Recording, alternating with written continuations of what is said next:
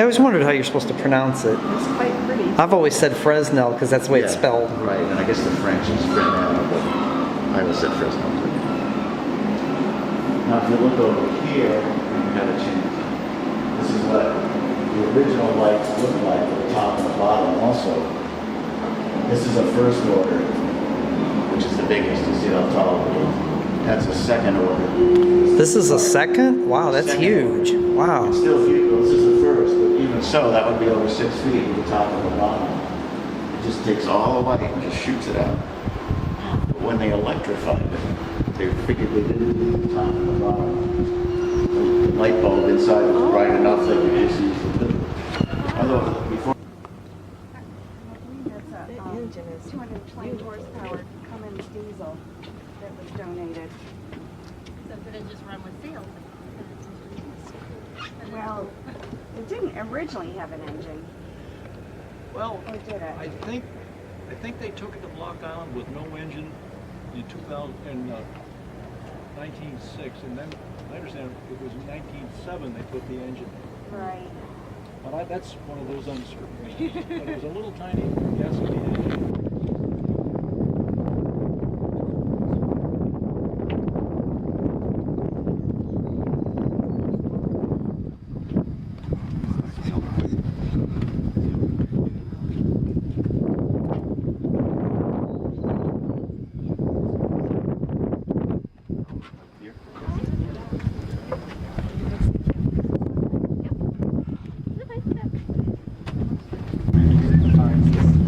Merrymeeting is moving.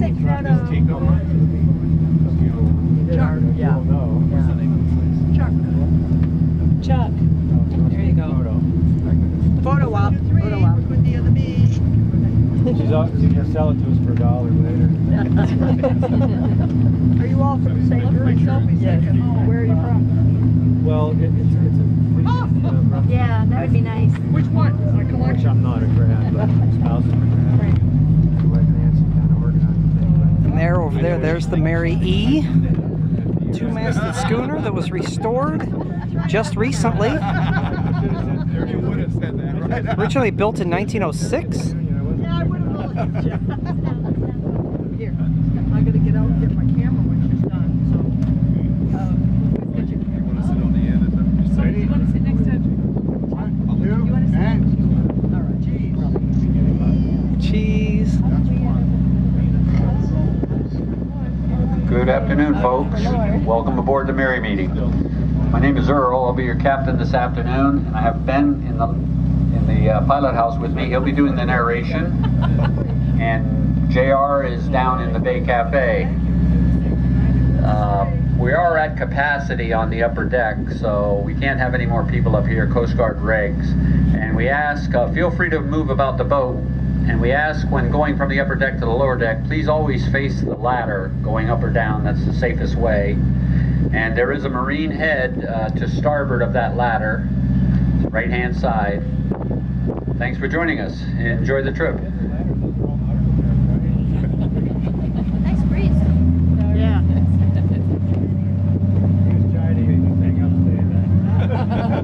Technically, you're not supposed to be taking pictures of that.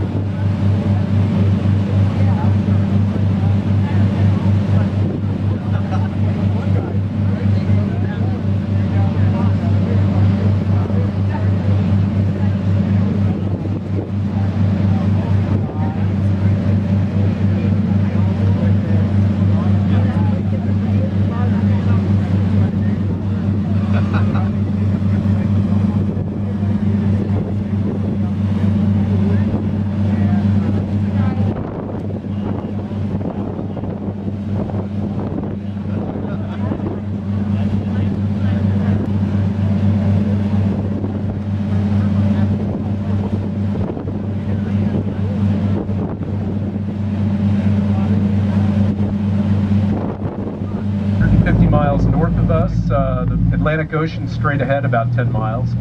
And just off our port side or left side is Arousik Island. This island begins back behind us there where you see the bridge and goes down to about 4 miles from the Atlantic. But this is a particularly tricky section of river, or was back when this area was just covered with sailing schooners and steam vessels, many of which didn't have motors. They certainly didn't always have tug support, so they'd have to work their way through this area among all these other vessels that were just really crowding these waters. So about 1898, they decided to build some lighthouses to make it easier on these ships' captains. And this one off to our port side is called Doubling Point Light. And once again, this was built in 1898, the same year all of the lighthouses along the Kennebec River came to be. But let me point out a few features here. If you look along the shoreline, you see that small white building just to the left? That is the original Lightkeeper's boathouse. And back before 1927, when the first bridge crossed the Kennebec, this was a pretty isolated existence for the Lightkeeper. The Lightkeeper lived here with his family.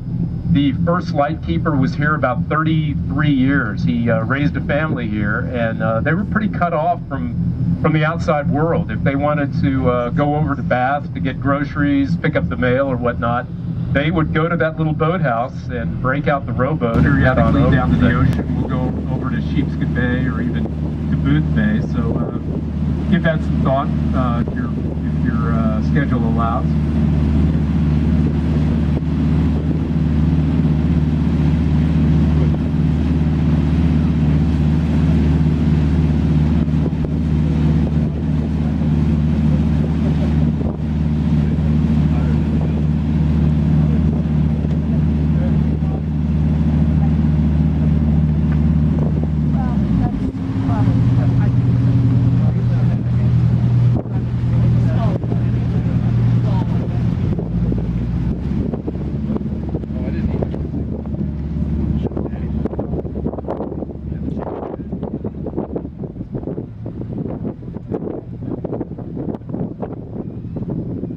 I should point out too that we are on the route that destroyers take once they put to sea coming out of Bath Iron Works. They will travel down the river. Of course, they'll keep going south, but this is the exact route they take, and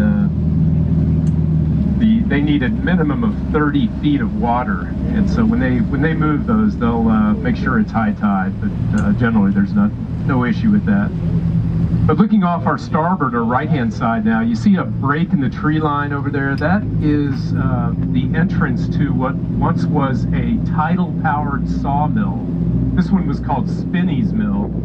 And for at least, beginning in the 1650s, this mill was located here. It went through a number of iterations, but essentially they would trap the water at high tide, and then as the tide receded, they would use the power of the water to power the sawmill. Then they could bring them to about a 85% completion rate, at which point they launched them. And looking right through these two walls of this is a floating dry dock. You see the Lyndon Baines Johnson. That is the third and final of the Zumwalt class destroyer. Those are the very modern, futuristic ones I was mentioning. There will only be 3 of those. They are very sophisticated, very expensive destroyers, and there were originally plans to build upwards of 30 of them, but they've limited them now to 30 at least, or 3 at least for the time being. Also now, just abeam of us is the beginnings of the Daniel Inouye, which is an Arleigh Burke class destroyer. And then on the far right, we have the Michael Monsoor, which is the second in class of the Zumwalt destroyers. A major change occurred here at the yard in 2001 when they acquired this floating dry dock. That really significantly changed the way they build and launch ships here at the yard. Prior to the floating dry dock, they used to slide them down the angled ways, the way they've been doing for thousands of years.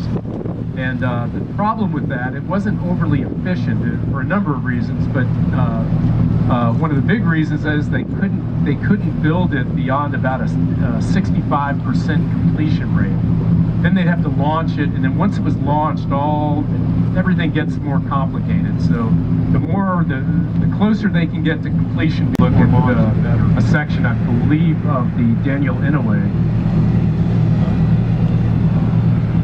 And as we get closer to DDG 1001, the Michael Mansour, you get a pretty good idea of how unconventional this vessel is. It's everything about it, from the shape, from the lack of any exposed antennae. Everything about this ship is different. It really represents the future of Navy technology.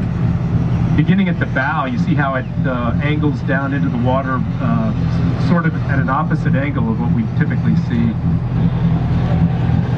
Looks a lot like a submarine on the surface, and that's called a tumble home bow design, and it actually allows the vessel to move through the water much more efficiently than a standard vessel that rides up on the waves. Actually, looking at the Arleigh Burke class Daniel Inouye, still in red primer paint, it's a good comparison of those two bow types. But the Zumwalt, it moves through the water, pushing water out of its way, and you'd think by doing that it would create a very wet ride for any sailors posted up on deck. But there are no sailors posted up on deck. That vessel is completely controlled from within. You see a Navy security guard there under the blue tent, but that tent, all those lifelines, certainly that yellow exhaust hose, all that goes away once this vessel is complete and puts to sea. It presents a very clean radar image. It says they still use that fan, so they lower that part to beat the railing. Oh, I'm sorry, the bottom section. Yeah, I've got it. so that lower, if you don't have any trains come through these days, that lower. Nice view off the port side of Bath, Maine. If you're not from the area, we encourage you to have a visit. Bath is a very walkable little city, a lot of great 18th, 19th century architecture, good restaurants, pubs, shopping, all that kind of thing. Rita, That building on the far here comes our left with the restaurant. green roof, Come that's here. the old Bath Customs House.